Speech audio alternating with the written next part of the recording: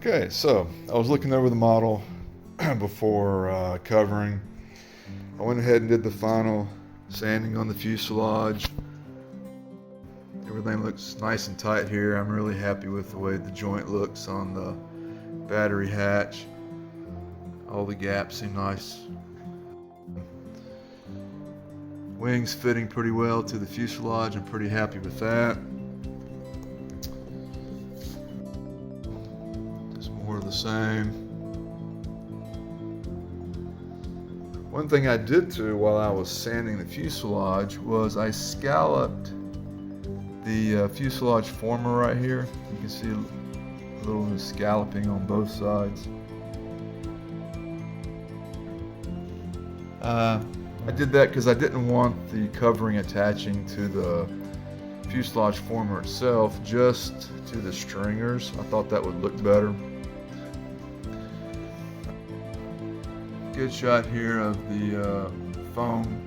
I'm pretty happy with the way that turned out. I think that'll make the covering look a lot nicer.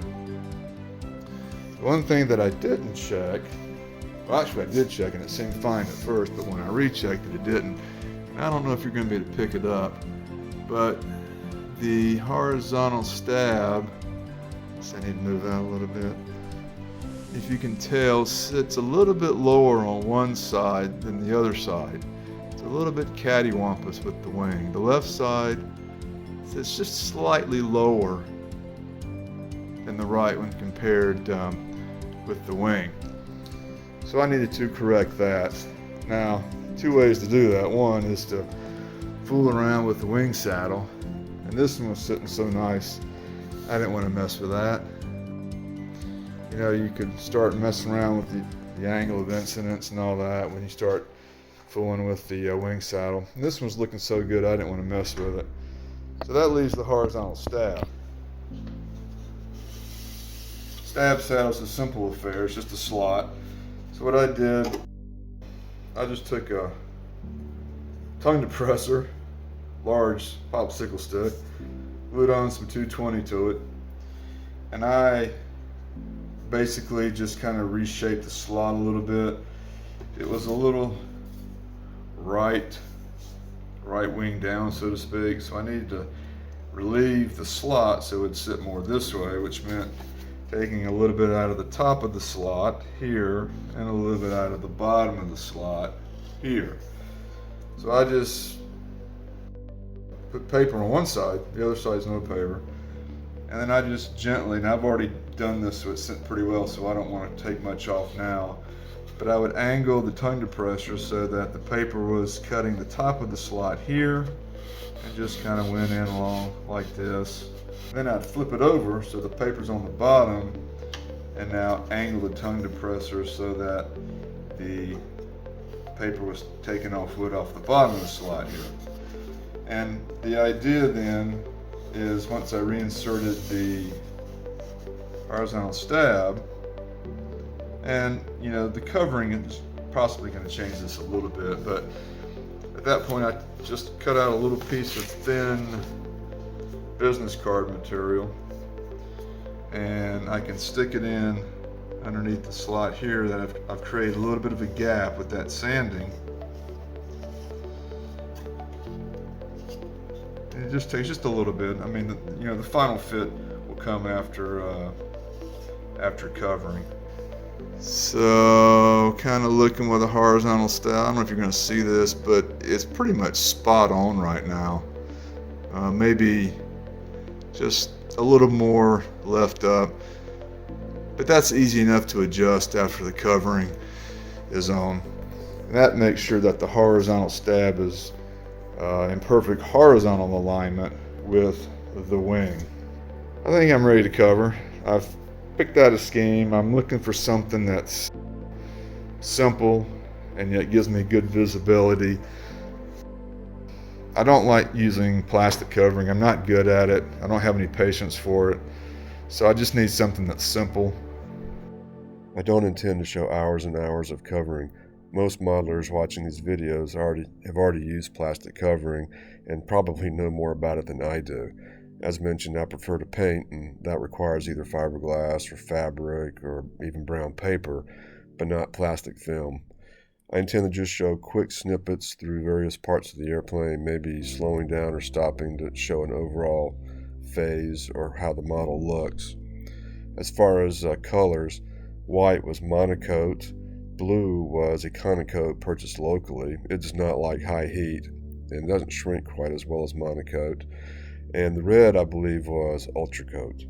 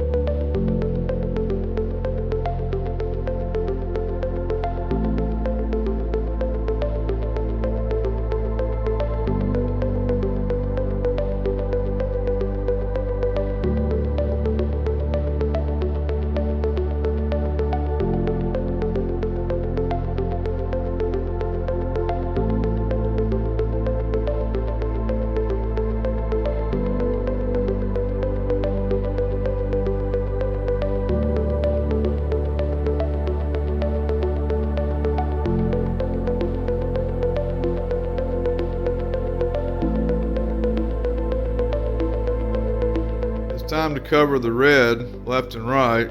However, take a look at that bow. Woo! Yeah. When I shrunk the covering down, it really bowed it. This side's not quite as bad, but there is still a little bit of a bow. I guess I'm going to take care of this somehow before I put the red on. Apparently I didn't take any video of repairing the bowed ribs. Looking back on it, what I probably did was remove the covering in the adjacent bay, the bowed rib, and then the good rib beside it, and just remove that covering on each of the bays, and then put in a kind of an I-beam type piece, a strip of balsa that is glued perpendicular to the rib, preventing it from bowing in a second time, and then just recovered the bays where I had removed the covering. That sounds like something I would do anyway.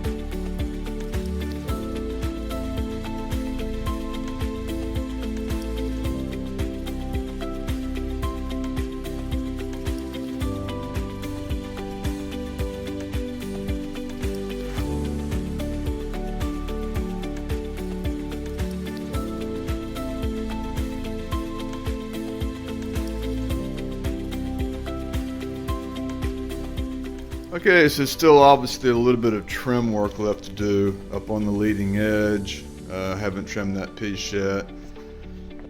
I think I'm going to call this side done. I still need to go into the leading edge here of the aileron and add a little bit of trim there to cover up that balsa. This side I got to redo the aileron. I don't know if you see how it just pulled away. It just looks like crap. Anyway, I'm going to redo this aileron here, and with that I think the wing will be done.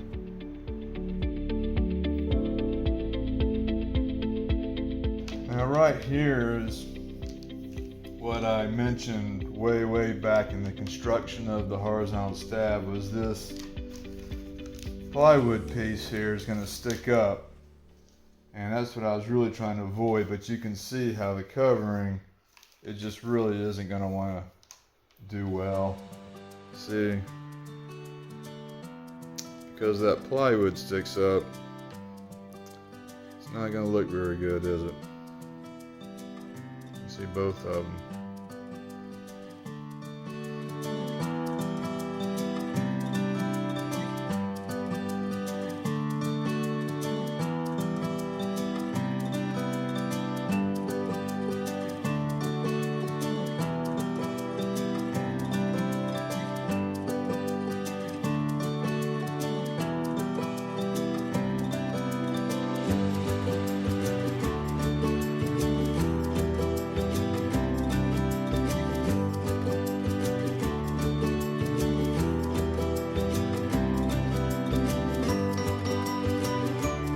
Got the fuselage red covered.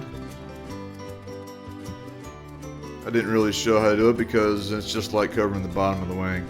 I did want to show, I mentioned, you know, scalloping the former here so that you wouldn't see the former in the covering, and you can see it does a pretty good job. All you see are the stringers. So that, I believe, looks much better. Now, I did the little tail skid in blue. I'm going to do the open part here in blue as well, and that'll finish the fuselage.